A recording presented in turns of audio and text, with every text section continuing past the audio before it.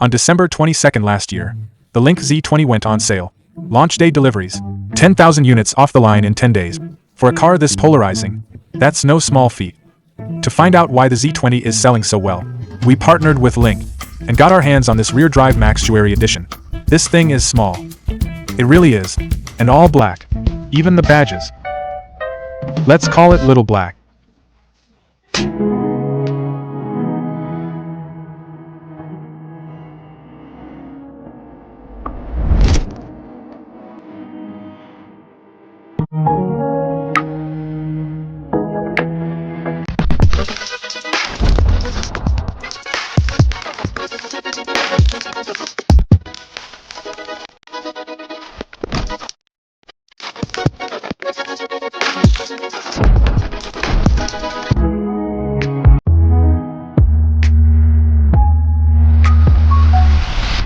If you want sales to work, price has to do the talking.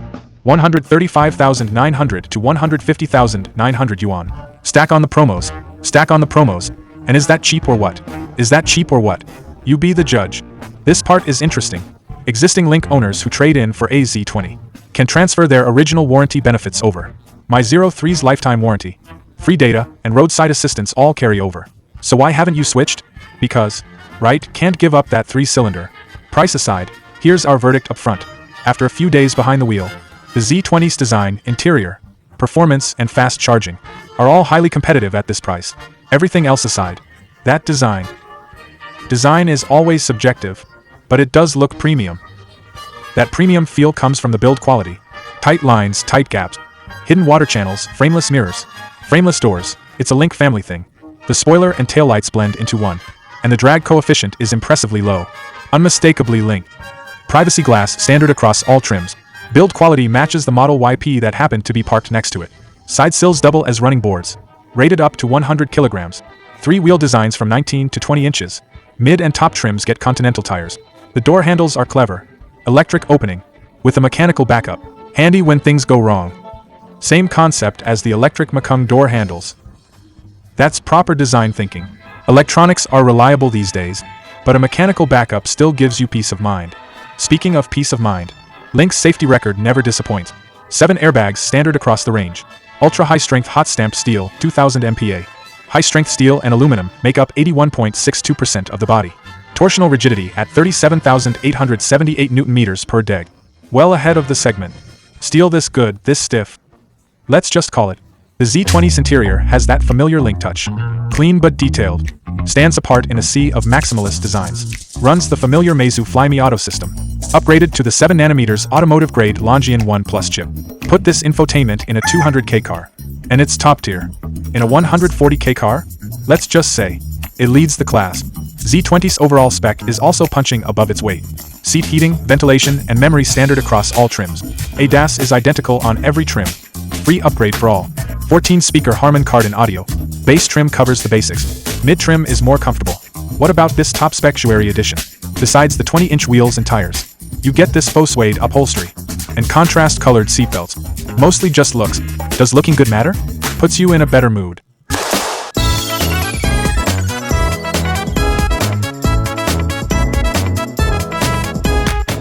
Fair point.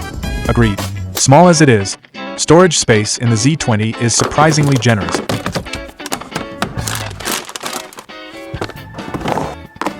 The center console has a customizable divider. Don't need it? Toss it. Or just throw it in the trunk. The 50W wireless charger placement basically eliminates any temptation to use your phone while driving. Friendly reminder. Safety first on every road. Phone in hand while driving. No good can come of it. What if the passenger wants to just set their phone down somewhere? Just put it here. Plenty of friction, it won't slide around. True. Unlike some cars where your phone flies off mid-corner. The trunk isn't massive at 450L, but it has expandable layers. Folds nearly flat. Great for bulky items. No engine up front, but it can hide a few little secrets.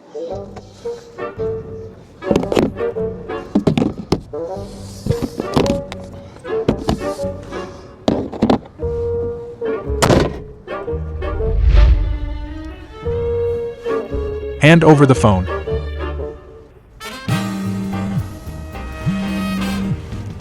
What's that noise? Probably the engine. As for rear space and seating, for a compact hatchback under 150k, you shouldn't expect much. That's fair. This kind of car is usually driven solo, or by a couple. So it should be a lot of fun to drive then? Should be. For a Lynk, being fun to drive is table stakes, and the Z20's power numbers are genuinely impressive. Single motor, 340 PS, 0, 105.3 seconds. We tested 5.46. That's just the right amount of power. Not like my 8-second car that sometimes feels underpowered. And not like your 3-second car that's overkill daily. This is sweet spot performance. Like the NVIDIA 70-tier GPU. But at this price point, it's basically track spec. Faster than plenty of single motor cars costing twice as much. Beyond the 0-100 time, the Z20 still pulls hard past 100 km per hour. The readout even exceeded the stated 250 kilowatts peak. The throttle response. It's not the lag where you press and nothing happens. There's a smooth ramp-up curve instead. Didn't you once say sport mode should actually feel sporty? If it cost 200k, I'd want it sharper. But at 140k, this is perfectly fine. Dusts a GTI or Elantra N no problem. Actually, it could sell for 200k. How? Sell it in Europe. 4 EVs with a blended braking system. Tuning the brakes is actually harder than tuning the power. The Z20 doesn't disappoint here. Brakes are sharp with minimal dead travel. Linear and confidence-inspiring. Comfort stop feels natural. And even with regen on high, the deceleration curve stays smooth. These basics, acceleration and braking. Even now in 2025, not every car gets them right. Lynk says they put extra work into this, specifically to reduce motion sickness. I also noticed something interesting about the regen logic. If I brake slowly, regen power can gradually climb into the tens or even hundreds of kilowatt, but press a bit harder or faster, and regen stops scaling with deceleration, probably because the regen curve is tuned conservatively. To prioritize braking response, the mechanical brakes kick in first. Z20 shares the Z10's steering wheel shape and lock-to-lock turns, but the feel is different. Overall lighter, more responsive off-center, easier around town. For me, it lacks a bit of feedback. And there's no noticeable weight buildup with steering angle. Most people probably won't notice that, but at low to mid-speed, you can feel a slight magnetic pull toward center. Maybe mimicking a manual gearbox feel, maybe just for straight line stability. Either way, highway cruising stays planted. If this car cost 200k, I'd say the steering could be better. But at 140k? No complaint. I also noticed the turning radius is actually quite tight. No official figure from Lynk, but from driving it, I'd guess around 5.6 meters. Right, Xiaolu? Xiaolu, say something. The Z20's chassis uses McPherson front, 5-link rear. Knuckles and some control arms are aluminum. First impressions, the chassis feels sporty. Road feedback is rich. Minimal pitch under acceleration and braking. Corners and lane changes are sharp with little body roll. The rear tracks well, damping is crisp. German hot hatch energy. A bit too hot hatch in some conditions though. The rear bounces noticeably more than the front. So what does it do on a sharp crest?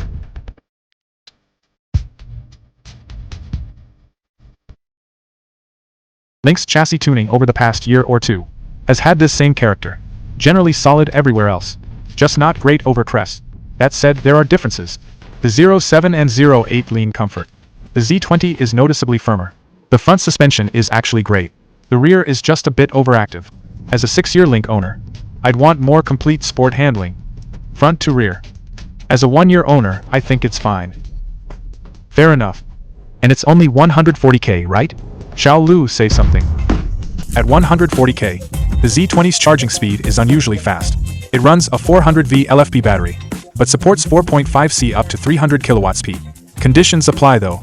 Battery can't be too full, temperature can't be too cold, and ideally use a V3 Ultracharger. Fine, let's go find one. There are no V3s in Shanghai. That doesn't make sense. That doesn't make sense. If Shanghai doesn't have one, who does? If Shanghai doesn't have one, who does? If Shanghai doesn't have one, who does? Ningbo does. The V2 Ultracharger is still fast though. Peaks over 200 kilowatt, 5% to 80% in 18 minutes. Even the V1 Ultra and standard superchargers hold 100 kW plus sustained. As for efficiency, in current conditions, easy driving runs 13 to 14 kilowatt hours per 100 kilometers. Displayed range at about 80%. Normal driving, 15 to 17 kilowatt hours per 100 kilometers. Around 70% of rated range.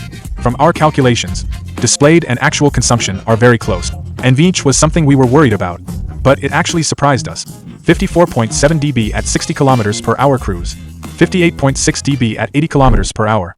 First tier in its segment. By now, we've shown a lot of what makes the Z20 great value. There are also some corners cut for cost. The driver's seat only adjusts 6 ways. No cushion angle, no lumbar. The passenger seat has more options, with its reclining zero-gravity mode, but the cushion still can't tilt up. If your passenger is on the shorter side, the seat support isn't ideal. Also, the rearview mirror is still manual anti-glare. Be grateful, it's cheap. If it were up to me, I'd skip the HUD and put that budget into the seat. It does have an instrument cluster anyway. Stop talking, would you actually buy it? Honestly, if I were going to sell my Z20 and go electric, I'd seriously consider this. Have the wife take it for school runs and commuting. Zero complaints. What if you were driving it yourself? I'd upgrade the suspension. Turn it into a proper hot hatch. It's on the SEA platform. Aftermarket parts are out there. If it's that good, just switch already like I did. I don't have a good enough reason to ditch my Z20. Is it because the 3-cylinder is so bulletproof? Partly, and I just renewed my insurance. Insurance is no joke. Thanks for watching. If you enjoyed this video, like, coin, and subscribe. Your support keeps us going. EVs are more popular than ever, but they also tend to be bigger than gas cars at the same price. 200K gets you 5 meters long, 2 meters wide, tough for parking structures and older neighborhood. And the cabin isn't even that much bigger. Most of the space went to the battery. Not everyone wants a big car. Some people just like small. Like me. There are already plenty of compact EVs out there.